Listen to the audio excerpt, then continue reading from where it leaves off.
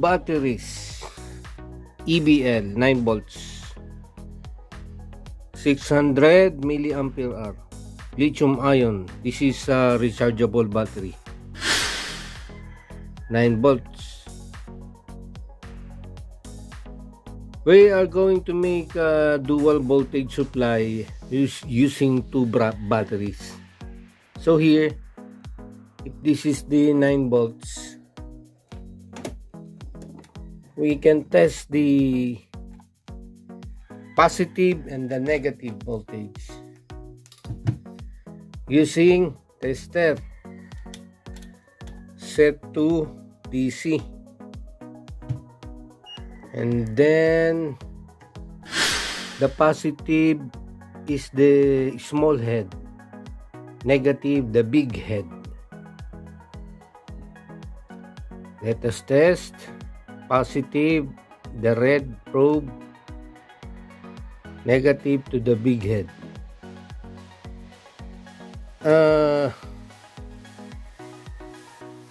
8.09 volts DC, positive. The other one,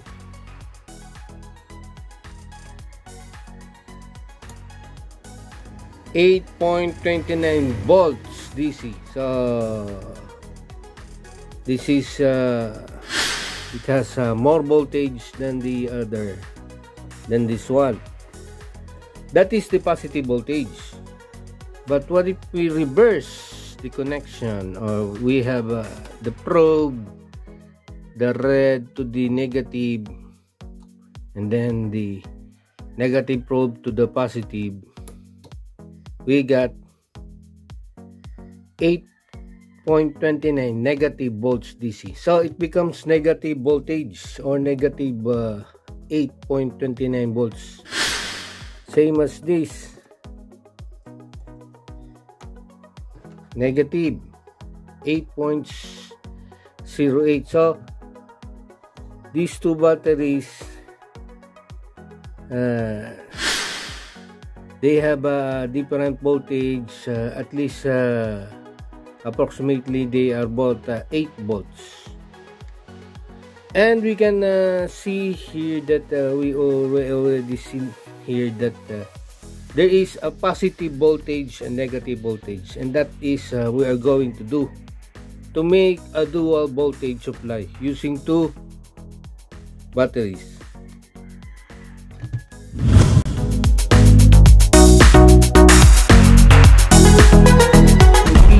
We have 8.01 volts for the battery one. Our tester is connected the positive probe to the positive, negative to the negative. So this is positive voltage. The same with the battery 2, but with different voltage, 8.29 volts. And the voltmeter or the tester is connected positive to positive, negative to negative. The negative is taken as a ground. Okay, but here in our next figure 3 and 4, there is some sort of negative voltage, because our tester, the positive probe is connected to the negative, and the negative connected to positive. So the positive now is, where is the positive? Here, this positive grounded. This positive is grounded. Also the same with this. That's why we have negative voltage. So the positive is grounded. So using conventional current flows from clockwise. Same with this. So we have positive voltage. This one, current flows from negative to positive. Negative voltage. Counter clockwise. This is clockwise. This one is counter clockwise. Since the positive is the one that is grounded, current flows from negative to positive, and we got this negative value. Same as this. In engineering circuits, whenever we encounter a negative voltage, that is a reverse voltage, or we just reverse the polarity of the battery or the tester.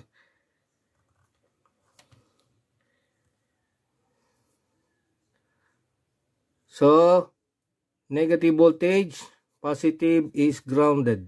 The positive is grounded, while the positive voltage, negative is grounded. So, negative is the ground here. This is conventional current law. But this one, this is whole carrier flow, or this is not an electron flow, positive flow, holes.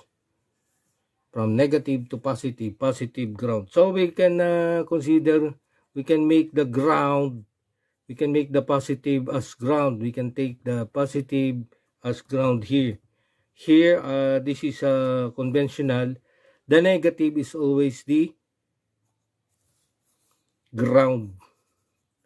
So why we establish a ground? In order to know the direction of the current flow from negative to positive. Here, from positive to negative. Clockwise, positive voltage. Counterclockwise, negative voltage.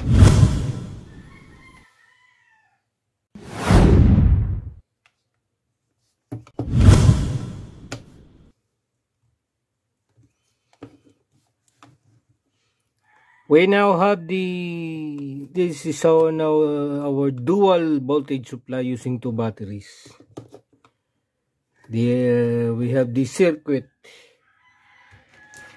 We're now going to test the circuit using the tester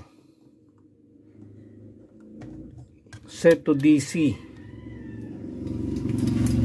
Then, with the use of the circuit, we now have this virtual ground. So, two batteries are connected together to create this virtual ground. So the center, this is the virtual ground. If we're going to connect the negative probe to the virtual ground, and then to the one side, positive, it's, hey, what's wrong with the voltage?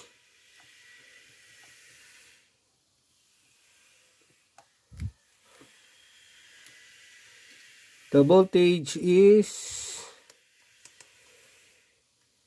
8.09. So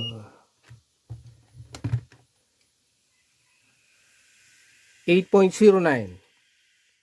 And then the other side, still the virtual ground we created from the two voltage batteries we connected together. Then to the other side, this one now, to the left side, negative.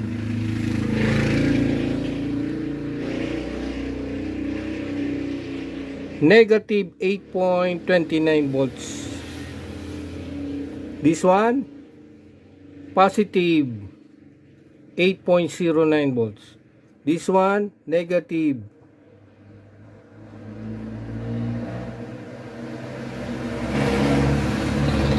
negative 8.29 volts. So we have two voltages, a negative and positive voltage. And when I'm using this side and the other side, the combination of the two batteries, we have 16.39 volts. That is the battery in series. But this one, using the virtual ground, we are creating a dual voltage supply of positive voltage 8.09 and negative voltage, the positive probe to the negative, this side becomes negative 8.29 volts. You can see that in the tester. That is our dual supply using two batteries. Now our battery connection.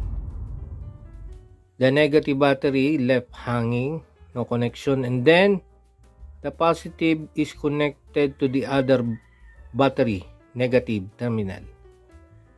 and then the positive, there's no connection. And we have now this 0 volts or ground. Ground now is the connection between the two batteries. So this is now a dual voltage supply using two batteries in actual. While the equivalent circuit for that is this schematic diagram, circuit diagram. This is the first battery supply and then the second. Okay? And then the positive of the first battery is connected to the negative. And we took the center as the virtual ground or 0 volts. And then the positive is there, positive, and then the negative for the negative. When we connect a tester here, okay, here positive to negative, positive to positive, negative to negative of the voltmeter or tester, we now have a voltage of 8.39 volts, positive voltage. As we know earlier, or that the positive voltage is the direction of current flow is from positive to the ground, or this is now our virtual ground or the 0 volts. Positive to the positive of the voltmeter, then to the ground. Clockwise. Okay? While when we measure the other end or the other terminal, this is now positive. This is negative. The positive of the tester is connected to the negative of the battery, of this battery.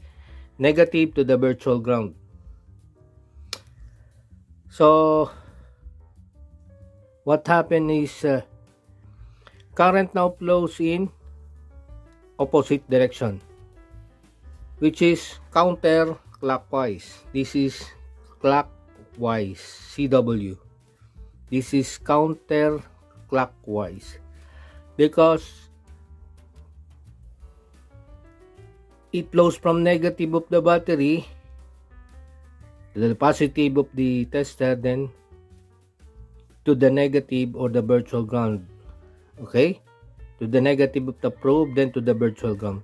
So you can see here that the ground, it could be, you can ground the positive or negative by using these two supplies. So here, virtual ground at the middle, clockwise direction of the current, and then counterclockwise direction of the negative voltage. So this one is negative voltage, this one is positive voltage. So using this direction, this is used for engineering circuit analysis, for solving engineering circuit analysis network.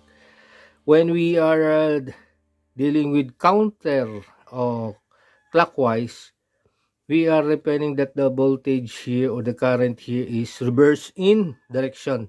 So it means the negative here imposing that it is in a reverse direction. That is in engineering circuit analysis. So since we are analyzing the circuit in a mesh, this one is counterclockwise, this one is clockwise. Clockwise, positive voltage. Counterclockwise, negative voltage. Okay, the tester is connected in reverse with this, while this one, it is in the conventional or positive to positive, negative to the negative of the battery. But the tester here, positive to negative of the battery, negative to the positive or to the virtual ground. We can see the actual graph of this by looking at the oscilloscope.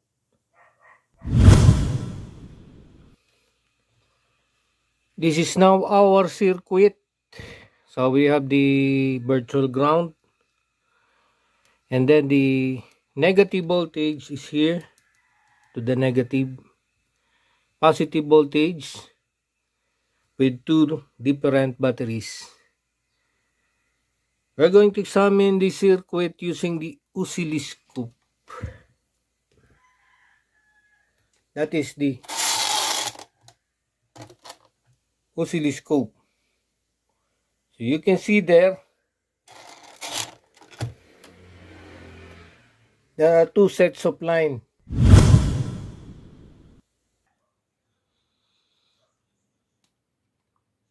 In our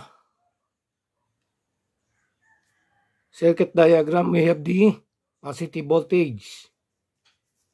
Here, oscilloscope is connected to the positive of the battery, then negative or the virtual ground, this one.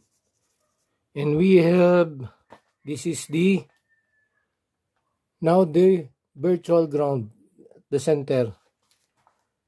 If we're going to connect now the positive voltage, it is above 0 volts or ground.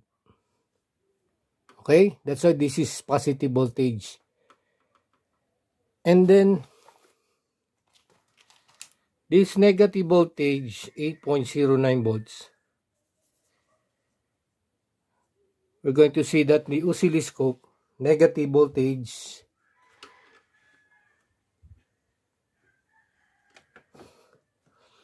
that is below the ground. That's why this is called, or this is negative voltage, because in XY coordinates, anything above the ground or 0 is positive. And then below 0 or reference point is negative. So this one is negative, this blue. This is the second supply. First supply, positive. Why is it positive voltage? Because it is above the ground. Positive. From X and Y coordinates in our mathematics, arithmetic. And anything below the ground is negative. So we can say that the negative voltage is below the ground. This is the ground, the center. Below the ground is negative. Above the ground is positive. That is the positive 8 volts and the negative 8 volts. The battery. What if we're going to connect our oscilloscope from these two series battery? The positive here, negative there. The combination of the two batteries. We're going to connect the one oscilloscope. Okay? We are now using one probe. So we can say that the ground now is the same as the virtual ground. So here, the ground, since we are connected it in series, the battery, and we use the oscilloscope here to there. Oscilloscope. The ground now is what? This one. And then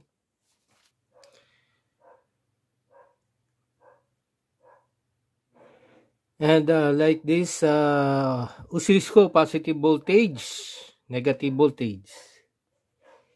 This is the reference ground, the center. Below the ground, negative voltage. Above the ground, positive voltage. Here we are, when we measure these two batteries in series, this become now the positive voltage and then the ground. And by looking at the oscilloscope, this virtual ground, because our oscilloscope is always in a voltage over the period of time current. Virtual ground is the same now with the ground using as a single supply or the combination of the two series battery in series. So it becomes the virtual ground is the same as the actual ground or the battery in series. So there is no direct isolation between the virtual ground and the ground. So if we're going to use this setup, we're just going to use the virtual ground, not as a single supply, because there is no isolation between the real ground and then the virtual ground.